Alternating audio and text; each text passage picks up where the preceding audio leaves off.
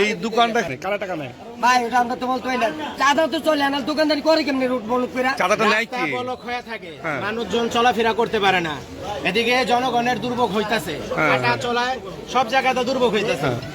তো এই টাকাটা কে নেয়?